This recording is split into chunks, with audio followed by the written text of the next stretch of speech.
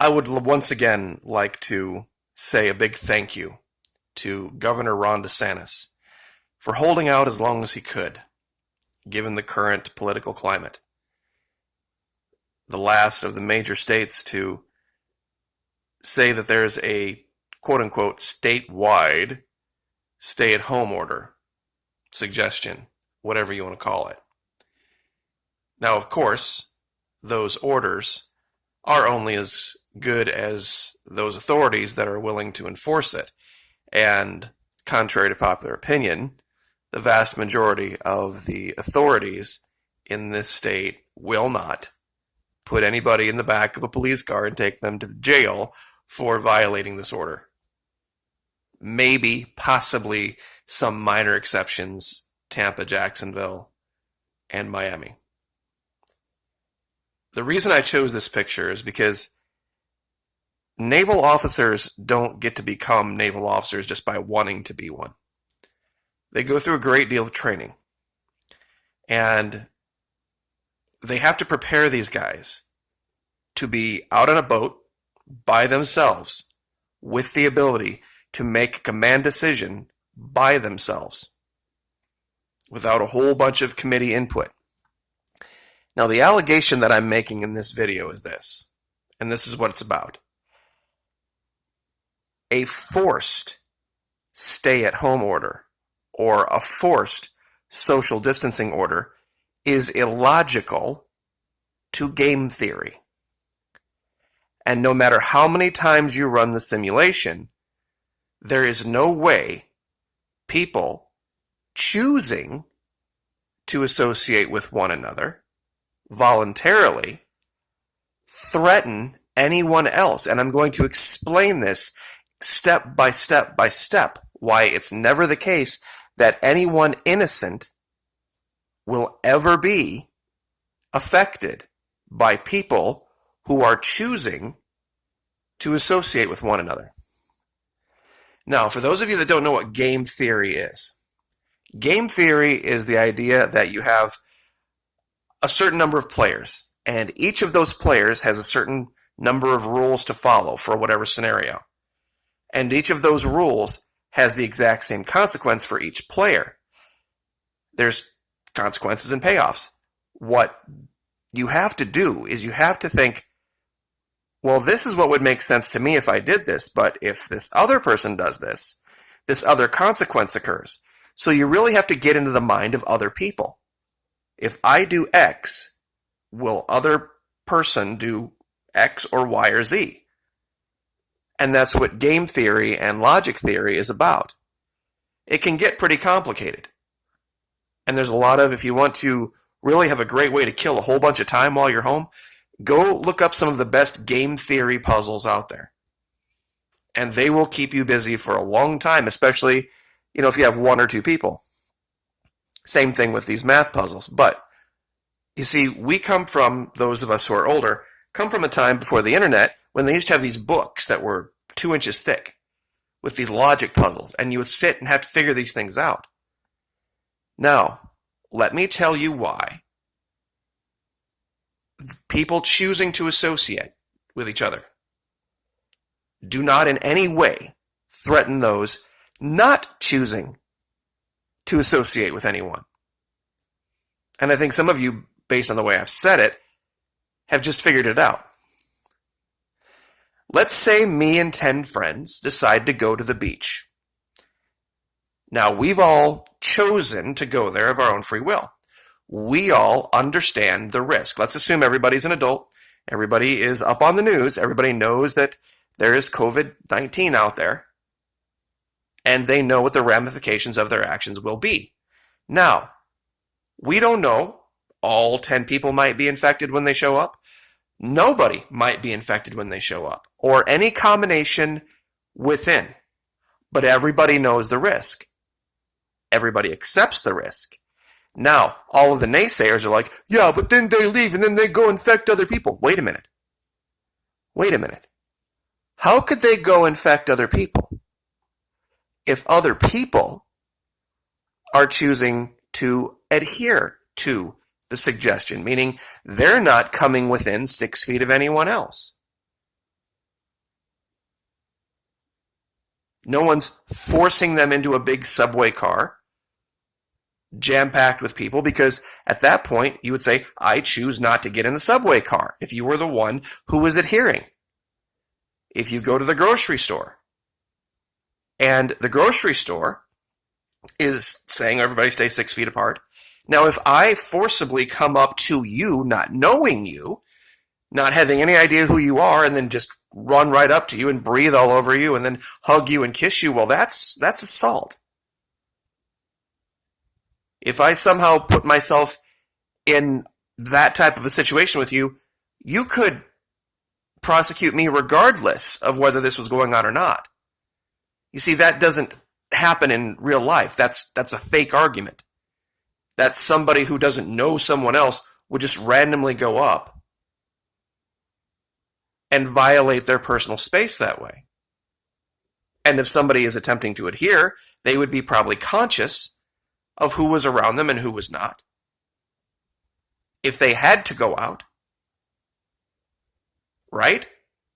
You see, that's the problem. Nobody is ever going to be forcibly infected with this based on whether someone is sick or not. Because you don't know who is or who is not sick. How do we know this? Because there's social distancing going on and there are still people getting sick. Because you don't know. That's my point. All 10 of those people could have been sick when they showed up. All 10 could have not been. Or any combination.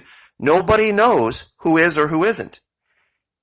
So you could have someone at the store in front of you practicing social distancing, doing apparently what you think they should do, and you could still get sick from them. You wouldn't know whether that person was at the beach with 10 other friends. And like they've always said, it only takes one person.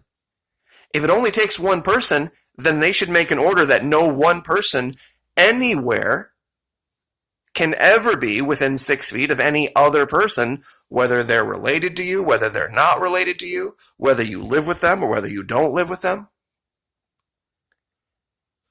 The logic collapses because everybody who's at the group chooses to be there. Same thing with a church. If it's 500 people and they all choose to be there, that's great. And then those 500 people go out and they are with their families, choosing to be with said families. And everyone who's around them is choosing to be around them, right? Nobody who is innocent is going to be accidentally infected by someone who may have gone to church last night. Why? Because anyone who's innocent can choose to practice social distancing themselves. You see what I'm saying? The forced social distancing is illogical.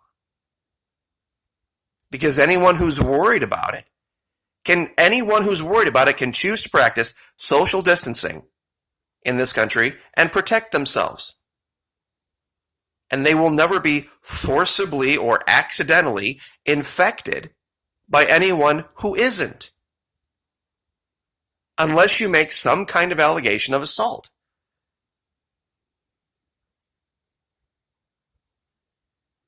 I mean, it's not very hard. I was just at the grocery store. There were at least 500 people there, probably more.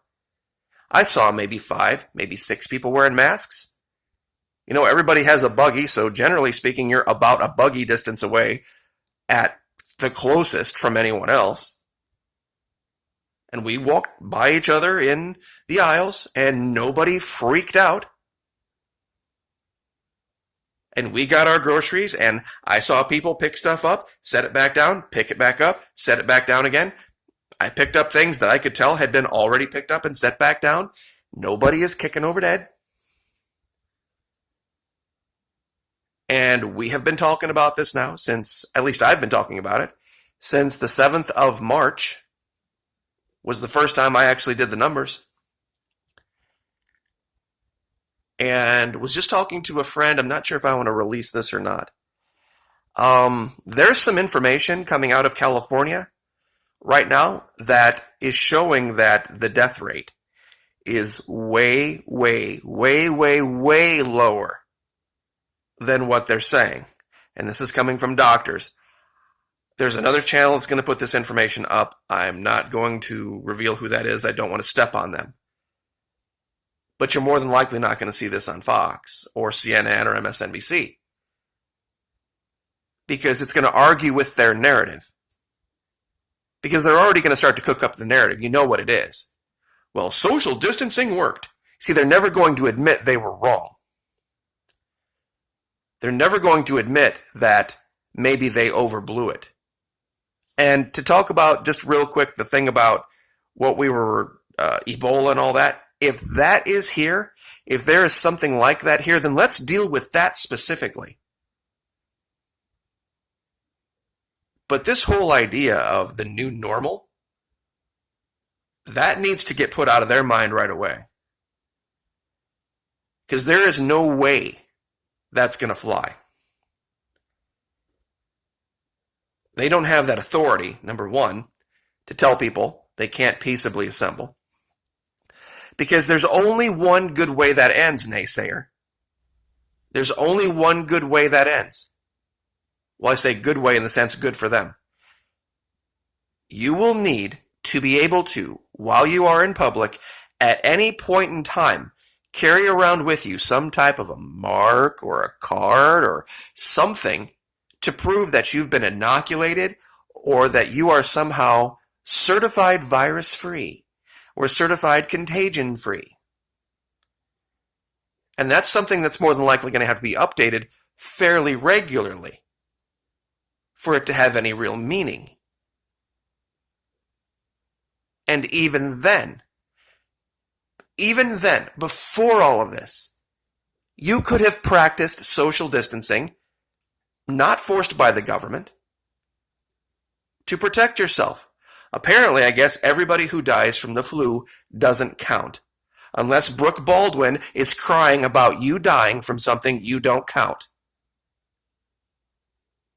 Just had a press conference with the president where he talked about how many lives are lost in this country from drug abuse and drug overdoses. Wherever the drugs come from doesn't really matter. Apparently, those people don't count because we don't see news pundits crying over it on TV. They don't matter. We're not going to shut down the economy and crater everything and bring everything to a screeching halt to stop drugs. We're not going to do that. Nope. We're not going to do that for the flu. We're not going to do that for heart disease. We're not going to do that for any of the other things out there that take so many lives every single year. And no one is making the allegation. No one is making the allegation that COVID is going to be a yearly thing. Even if it does, let's say the president's right, it does kill 100,000 people. The flu has killed more people in the last 3 years. Heart disease killed more people last year than that. I could tell you a very personal story about heart disease, poor decisions, and how it affects people's lives. Maybe I will in another video when I'm not 14 minutes in. The point being, it doesn't make any logical sense to have a forced